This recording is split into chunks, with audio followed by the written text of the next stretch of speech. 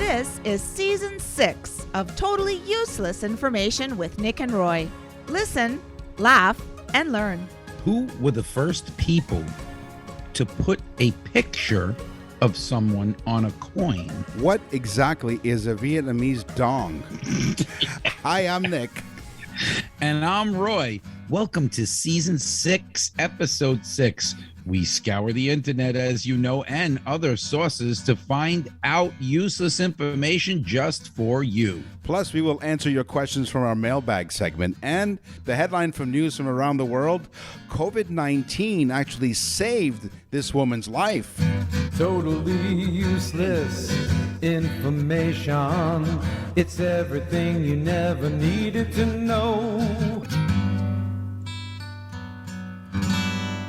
Einstein was a moron. Newton was a jerk. E equals nothing. It's science, science, science. You want to rock my world? You want to rock my world, baby? It's a Not really, but No. go ahead. All I right. think the Vietnamese Dong will do that for you. You'll find out what that is later in news from around the world. Thank you for joining us. According to research from Spotify and Figure One, which is a knowledge-sharing platform for healthcare, 49% of doctors preferred rock as the musical genre for surgeons in the operating room. 48% of doctors surveyed said it was pop music. 43% classical music, relaxing jazz, 24%, and 21% preferred the rhythm and blues. He might fall asleep while he's operating on me, but go ahead. Well, according to New York City transplant doctor Alan Benvincini, he says, I listen to bands from my youth and the feeling of nostalgia brings me to a calm, focused place. People's lives are literally in my hands, he says, and listening to rock puts me in a comfortable place so that my full attention is on my patients. What I would hate is for a doctor to really get into the music and start playing air guitar while he's transplanting your heart or something. Or do something wrong and say, I blame it on Led Zeppelin. More coming about Led Zeppelin in the music part of this show, but Beautiful. I hate to do the segue. Marie Curie is the only scientist to have won the Nobel Peace Prize twice. Oh. Once for her work on the fundamentals of radium, which we all know, but she won a second Nobel Prize for her work on radium and polonium, which is something different. I don't know what, but it is. Okay. But I'll tell you, when asked, she said, I'm just glowing about it. she had that perpetual She didn't say that.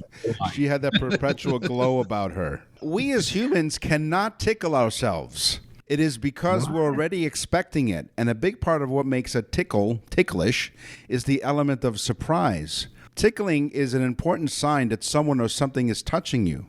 In general, there are two types of tickles. I don't know if you knew that, but not only one, but there are two types of tickles. Yeah, there's the one that you pay for with the feather. But go ahead. No, that's not one of them. Maybe that's a third one. There are the good tickles, which is maybe what you just said, like when your family or friends tickle you to make you laugh.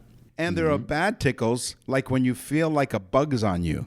Oh, they consider that a tickle? I don't consider that a tickle. Yeah, don't you get all icky when you feel like a bug's on you? Yeah, but it's not tickle. Tickle makes people laugh. I don't know. I guess it's a tickle. It's a tickle. But that's a bad tickle, you see. It doesn't make people laugh. It makes people squirm. That's a bad one. Yes, especially if it's like a big black widow crawling up your leg, which it is right now. Yeah. Okay. And she's got a feather. Yeah. Yeah, the feather massage thing. Yeah, that's a tickling thing. Okay. You learn a lot on this show. Listen, laugh, and learn. Yep. Feather massages. But 2 months after Sputnik 1, the Soviets launched Sputnik 2 with a different passenger. It was a dog named Laika. Laika was the first animal in space, orbited the Earth 2 times, but died 7 hours later. Oh. Since then, the Russians treat their astronauts like dogs. No, like a dog. Oh, poor Laika. Yeah. I like that dog. Yeah. Was there an Italian astronaut on the spaceship? Yeah, I like that dog. I like the dog. That's how. That's my dog. I like it. The dog's name was actually Spot, but because the Italian talked, they thought the dog's name was Laika. I like the dog. In-pipe hydropower.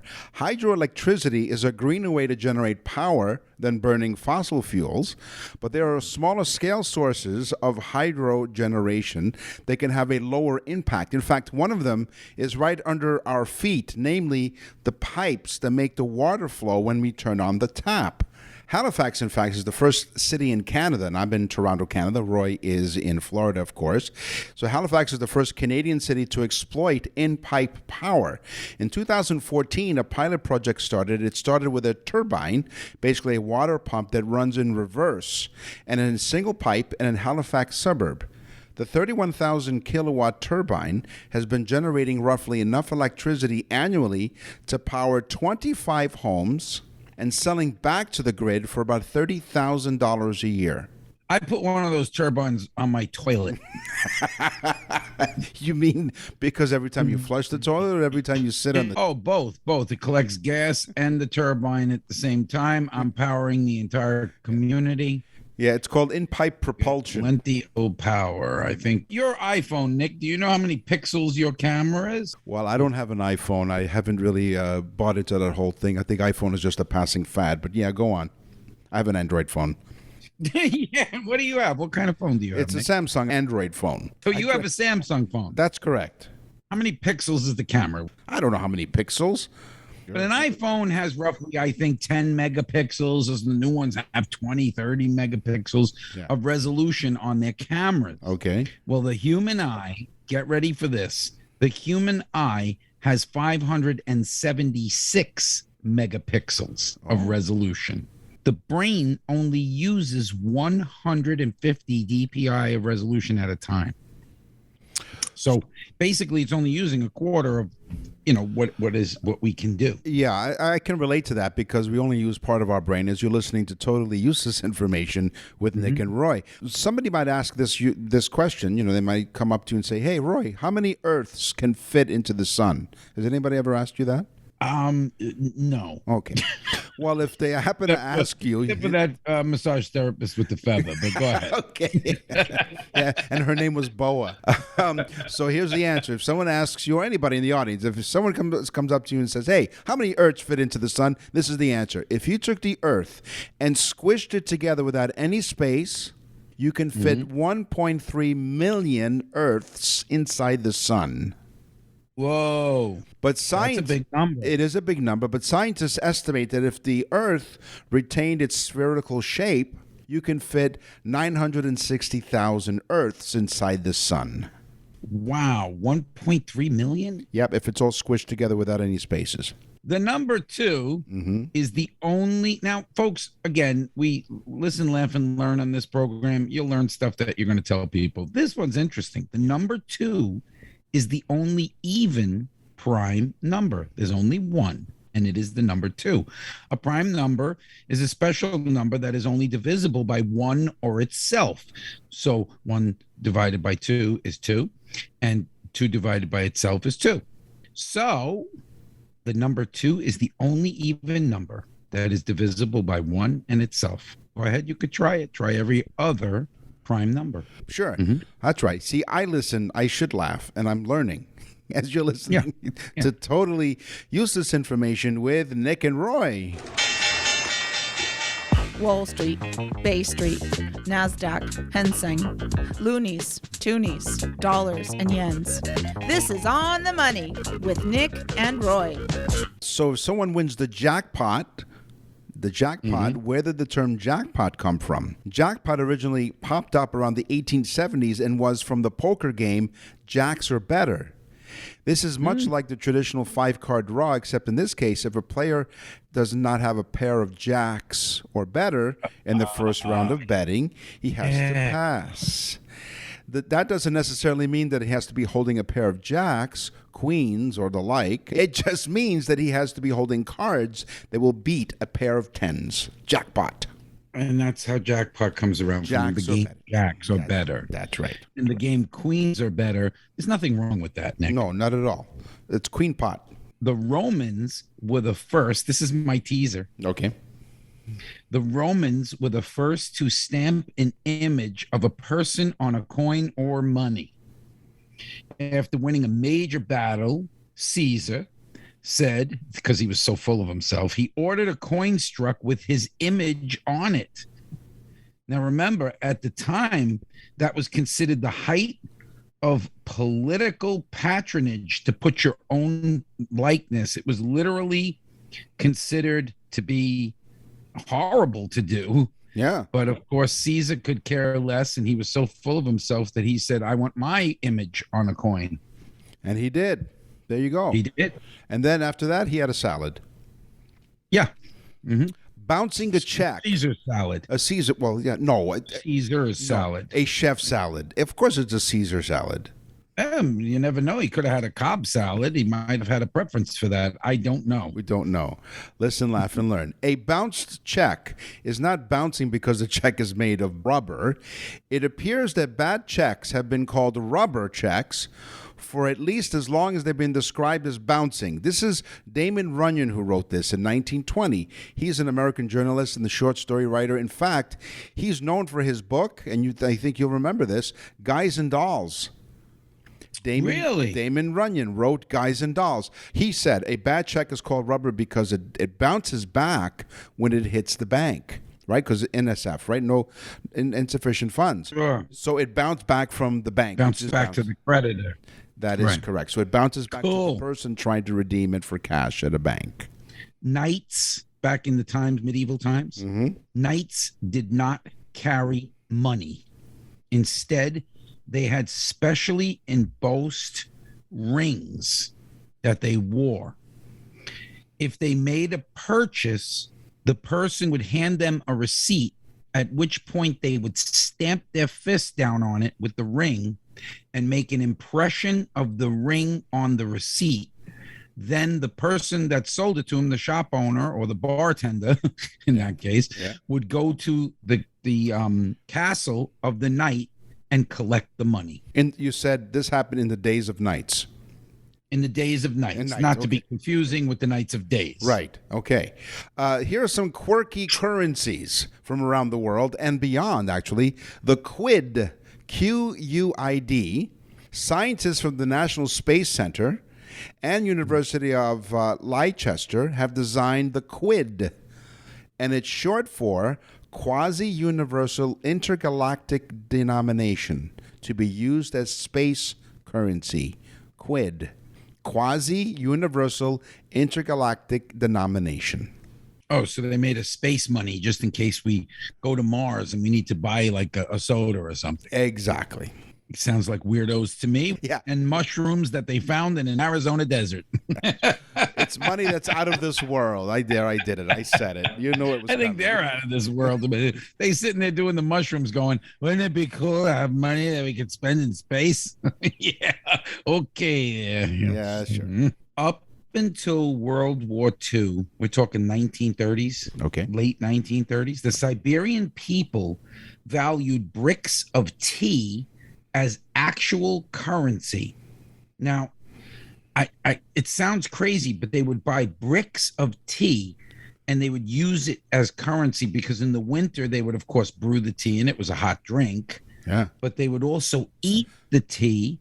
Apparently, it had some medicinal purposes, I guess, to settle stomachs or whatever. I don't know, but they would literally eat the tea as well. So it was so valuable, it was considered money because it doesn't go bad. Yeah. So the tea was steeped in currency. Is that what you're saying? Yes. Here's- it is just it's a brew. It's just a brew that you love. Yeah. And there was a big brouhaha. Yeah, forget it. Here's my teaser. What is the Vietnamese Dong? Vietnamese Dong. No, Not Dong Dong, D-O-N-G. It's been called one of the most sophisticated. Wait a minute. That's who used the feather. Now I remember her name. Dudong. Boa Dong. Dudong, the name. The Vietnamese dong has been called one of the most sophisticated currencies in the world because of its extremely effective design. It has been Vietnam's currency since May the 3rd, 1978. The current dong bills depict the country's former president, Ho Chi Minh, in a portrait style. They also feature intricate line drawings known as microprinting and Vietnamese money contains at least 2 security codes, which makes them really difficult to counterfeit. The Vietnamese Dong. Right. And they store them in tunnels all over the country. Oh, my God. You're going to love this one, Nick. Okay. Queen Elizabeth has another major distinction, not just being queen. Okay. She has another major distinction. Okay. It has to do with money.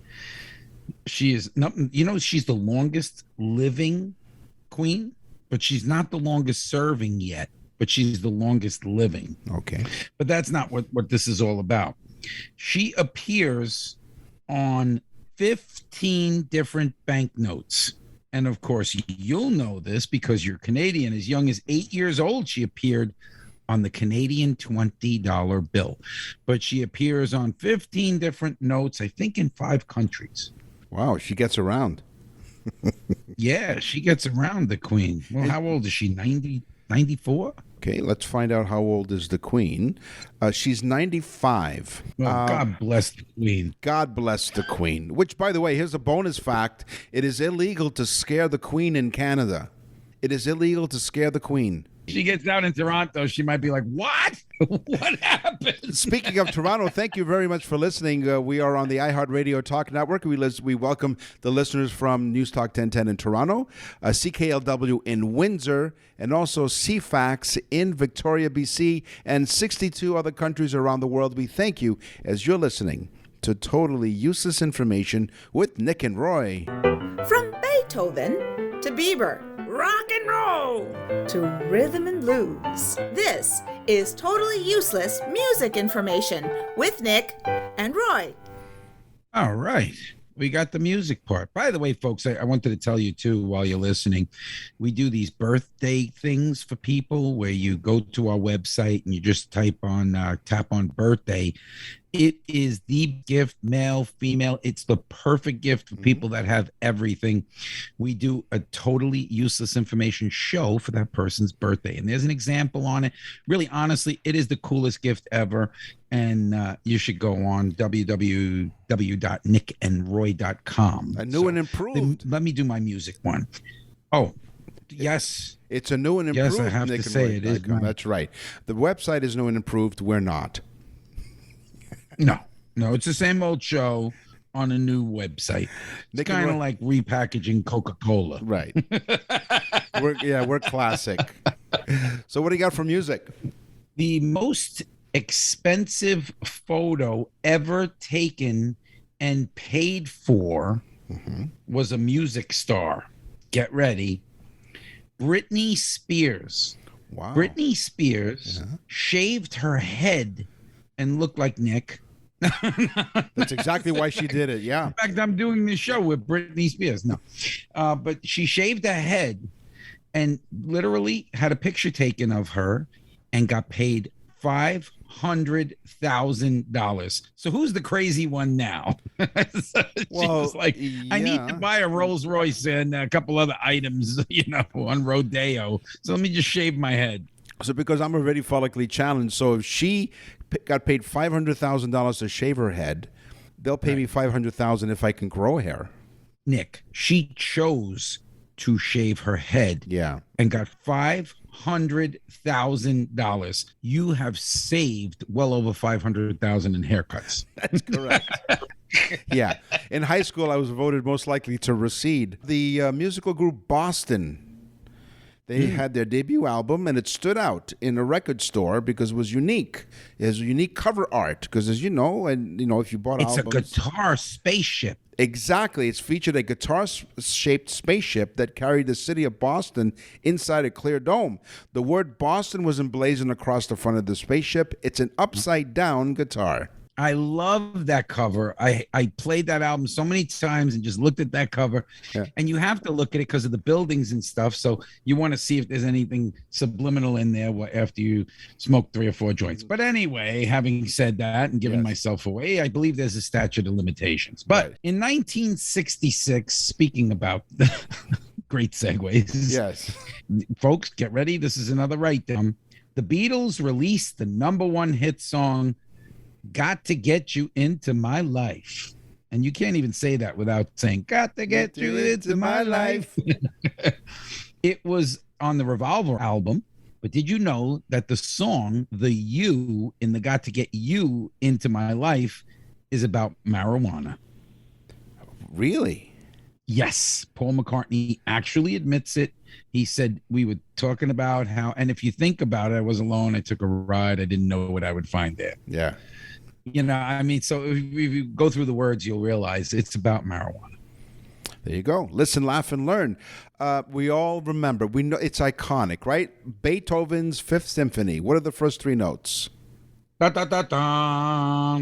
It's sometimes referred to as the Victory Symphony because of its role in the Second World War. Because of the distinctive four notes of the opening motif, and you just did it. You know, the same short, short, short, long. That okay? Da da da da. That pattern is the Morse Code. Is the Morse code for the letter V. And the Allied powers used Beethoven's piece as a symbol for victory in the propaganda campaign V for Victory. You know, it's funny because I was a Boy Scout. I was an Eagle Scout. And we had to be proficient in Morse code. So when you said dot, dot, dot, dot, I just naturally thought of dot, dot, dot, dash. It's when Eagle Scouts actually had to learn how to fly. Yes, it's difficult to soar with eagles when you're flying with turkeys, is the expression. Yeah. Paul McCartney, back to Paul, Sir Yes. Paul McCartney. He performed at the 2012 London Olympics, the opening ceremonies. Remember, baby, I'm amazed. Oh, yeah. He wanted to do it for free for his country. He said, I want to do it for England, and I'm going to do it for free. When he said that, they said, oh, nope, no, I'm sorry. There are laws against that. You cannot do it for free. You must get paid.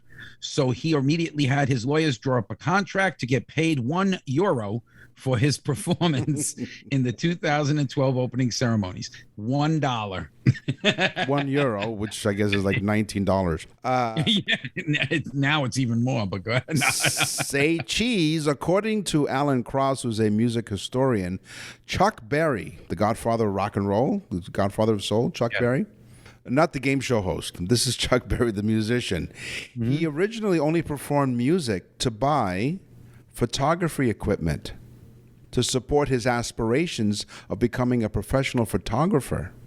Oh, so he had no intention of becoming a musician. So he performed because he was able to obviously perform, music, and so he made money to buy photographic equipment. But we all know now, of course, the history. Chuck Berry is one of the godfather of rock and roll. He's one of the best all-time musicians of all time.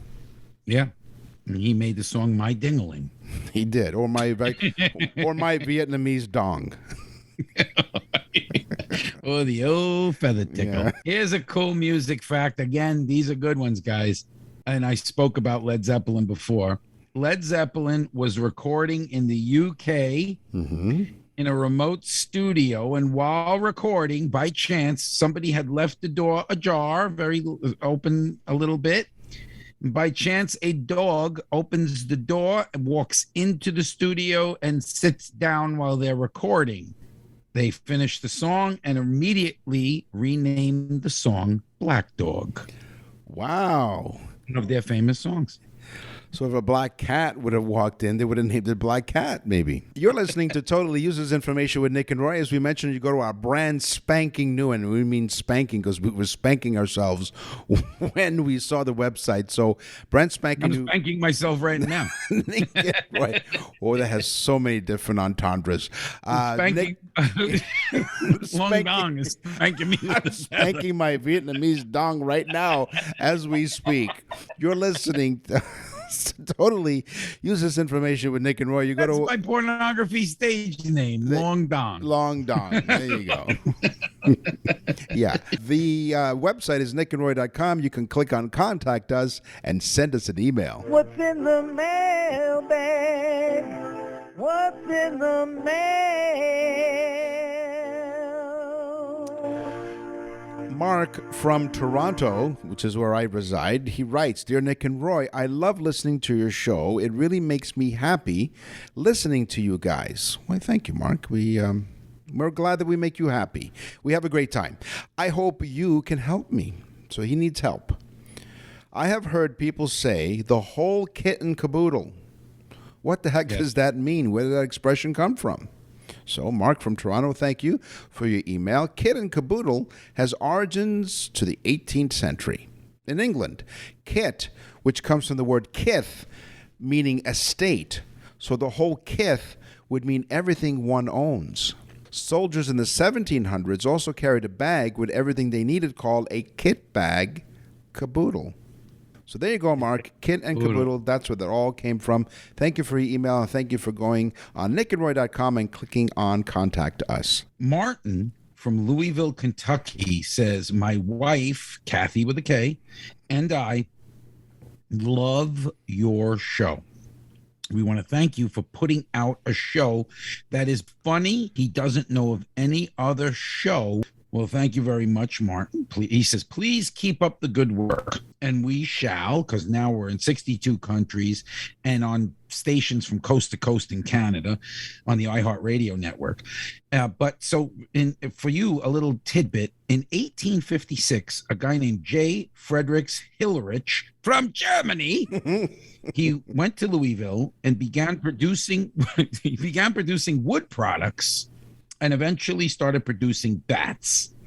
He became the largest bat producer in the world, the Louisville Slugger. And that same Louisville Slugger helped me win a lot of fights in New York, allegedly. Well, allegedly, you can go to our website, nickandroy.com, and send us an email by clicking on Contact Us. The website, once again, nickandroy.com. And now for something completely useless. So I was in the shower, Nick, Thank God for that, yeah.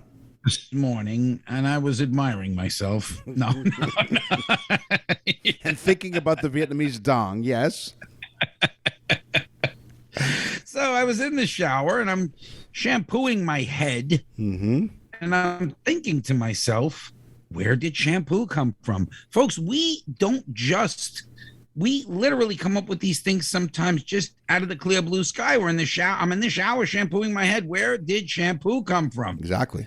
Now that I have everyone's attention, shampoo was originated in ancient times in India. They know this because they found it.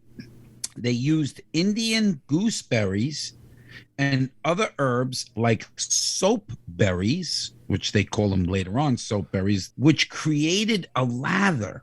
So when they put this stuff, this concoction in, it not only cleaned the hair by creating a lather as well, and voila, we have shampoo. I'm sorry, I totally zoned out during that whole segment. Were you talking about shampoo or something? Yeah, I know that you don't use it. So I went to Costco once and I got a big bottle of whatever brand that it was. Like it was like one of those big ones. Because at Costco, everything's big, right?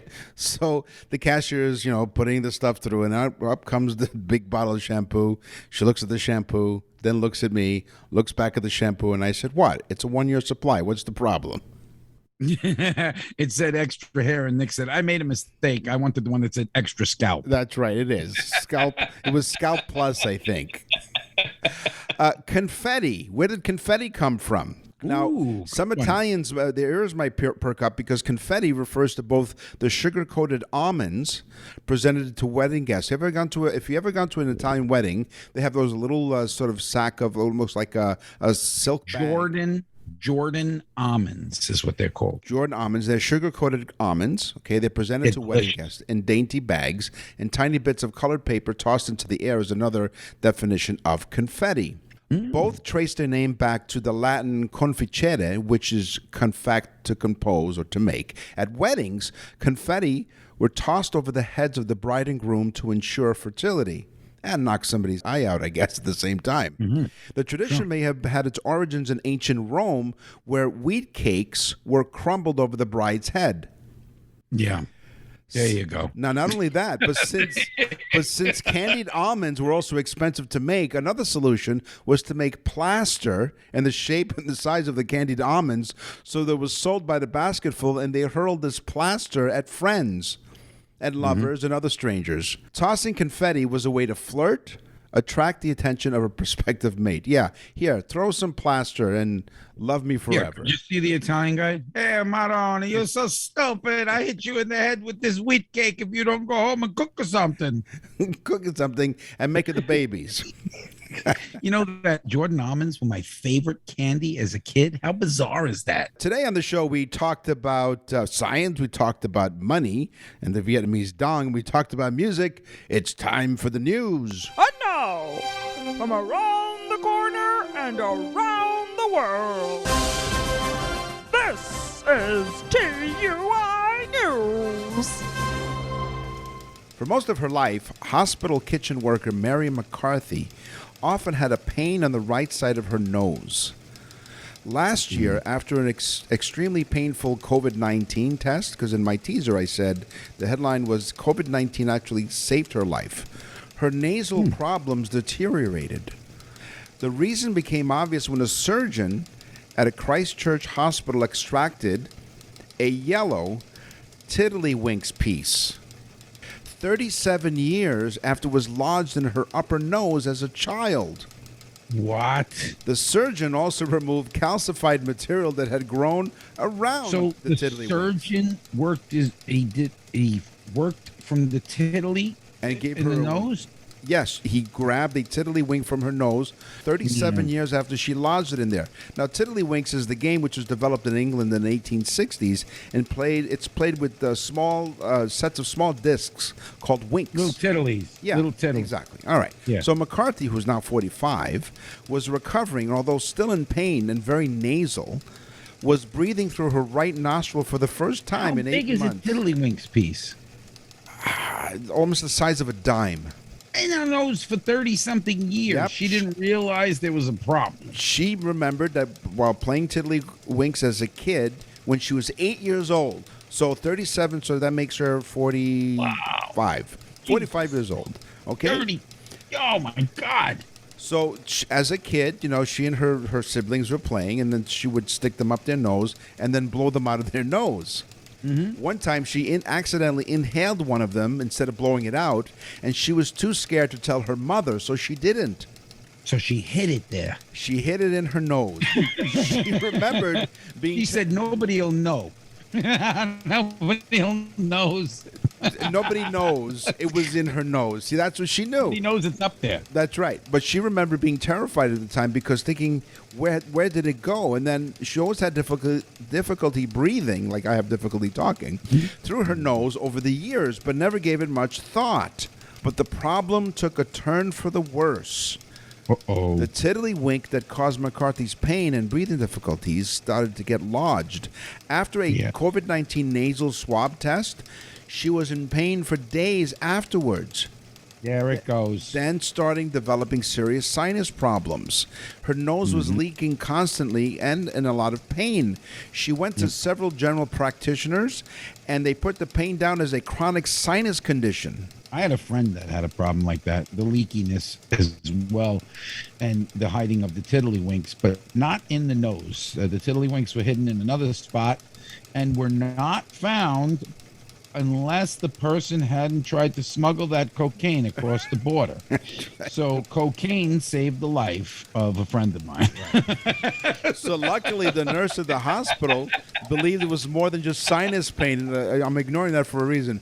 They asked me, because it's a little uncomfortable as you're squirming in your seat, they asked me if I ever put anything up my nose, and I told them about the tiddlywink and sort of laughed it off. Well, She knew it. A CT scan revealed an object in her upper nose. And although it did not look like a tiddlywink, he removed it. And while she was awake, by the way, it was too big. And they had to get in there and really dig it out, literally. When she woke up from surgery, she said, "What was it?" And they said, and they were laughing. She was the laughing stock of the hospital. Imagine this poor lady, right? A tiddlywink, and it wasn't even, and it didn't even lose its color. After so many years. There was calcification, like we said, and now, this is disgusting. and she I don't said- even like when people put their finger in their nose. Nevertheless, a tiddlywink. she said her nose had grown a little bit crooked. So she was looking forward. Around the tiddlywink. She was looking forward to a life of easier breathing and a straighter nose. So she has the tiddlywink up her nose. Right. She goes to the doctor, surgeon. I Yeah. would assume, was he a famous doctor? Was his name like Dr. Nostradamus? Yeah, he predicted that he knew what it was. He predicted it in advance. It was in one of his quatrains. Stupid woman puts thing up nose, tiddlywinker. Dr. Nostradamus. That's right. And no more games. No more games for her. Boy, But 30-something years she put the tiddlywink in her nose and she left it there. yeah. She's not a normal person, No, Nick. she's not. Something's wrong with her. I'm glad it was a tiddlywink and not a Was this in Florida? no, it was in Christchurch, which is done, I think, in New Zealand, I believe. Oh, well, yeah, they're not right. Yeah, I think it was Florida. You know what? Kiwis. Listen, it was Florida, New Zealand. That's Nah, what it was Kiwis down in. Speaking of hairy Kiwis, we're out of here. Thank you for joining us. We are done for this week's episode of Totally Useless Information with Nick and Roy. And as we say every week, we scour the internet and other sources to find more useless information for you guys next week. So, share it with a friend. Tell everyone you know about the show. So, for now, I'm Nick. and I'm Roy. Thanks for listening. Totally Useless Information with Nick and Roy is a production of nickandroy.com. Visit nickandroy.com to access the full library of episodes or wherever you get your podcasts.